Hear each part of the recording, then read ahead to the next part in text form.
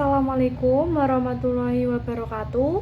Nah, perkenalkan nama saya Novia Eka Yuli Setiani dengan NIM 2320210054. Saya dari kelas B6 HES. Nah, pada kesempatan kali ini dalam mata kuliah Praktik Hukum Ekonomi Syariah, saya akan menjelaskan mengenai proses pembuatan surat gugatan secara tepat dan sistematis sesuai dengan ketentuan yang berlaku. Pertama-tama, mari kita lihat di bagian judul, yaitu ini adalah bagian judul. Di sini tertulis tempat, tanggal, yaitu Semarang 25 Februari 2025. Nah, lalu di surat ini tuh ditujukan ke Ketua Pengadilan Negeri Semarang dengan perihal gugatan wan prestasi. Tapi di bagian ini tuh ada revisinya.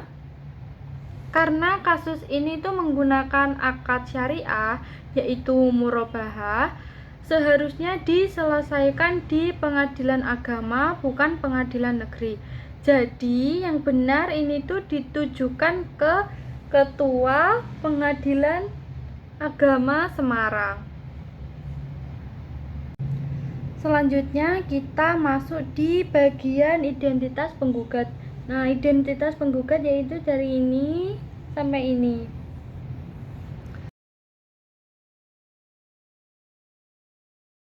Di sini berisi tentang data lengkap penggugat seperti nama, tempat tanggal lahir, pekerjaan, dan alamat, yaitu dengan nama Ahmad, tempat tanggal lahirnya yaitu Demak 12 Mei 1990,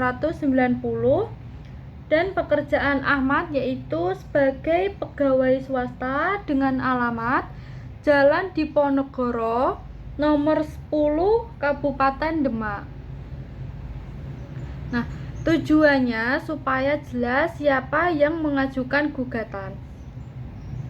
Nah, setelah itu ada di bagian kedudukan para pihak, yaitu dari ini, dalam hal ini sampai dengan disebut sebagai tergugat.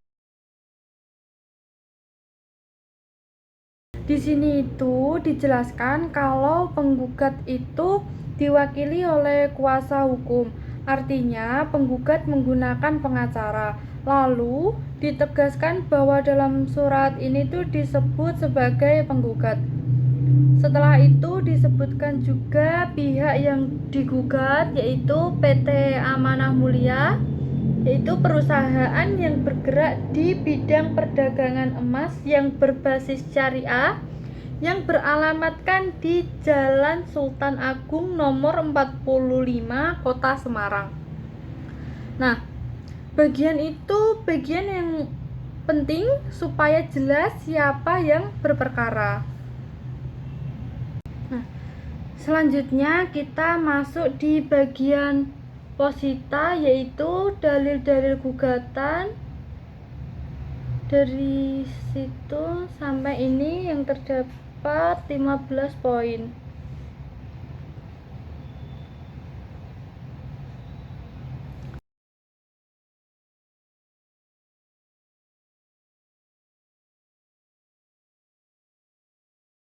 Ini bagian yang paling penting karena di sini itu dijelaskan cerita lengkap dari awal sampai munculnya masalah.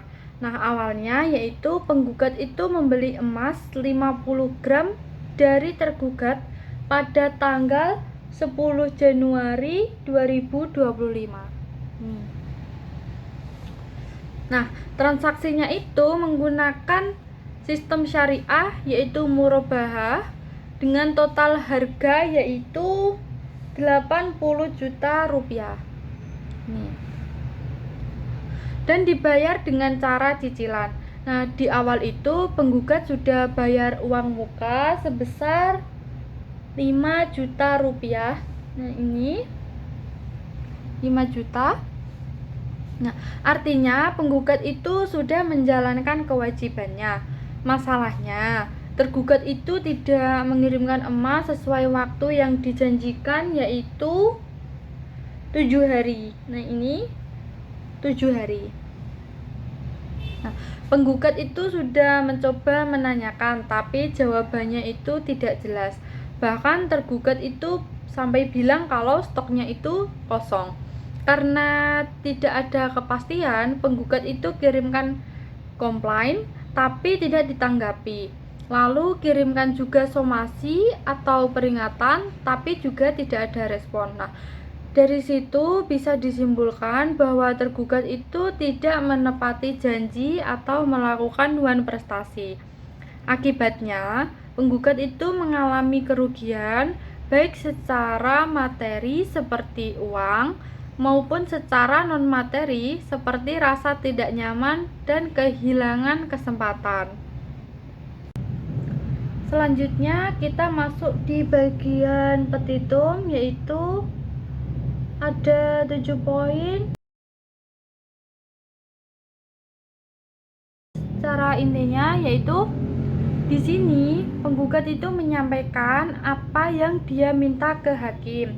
Misalnya, minta agar gugatan itu dikabulkan, tergugat dinyatakan salah, lalu diminta mengembalikan uang dan membayar kerugian. Nah, selain itu juga diminta agar tergugat itu membayar biaya perkara dan putusannya bisa langsung dijalankan.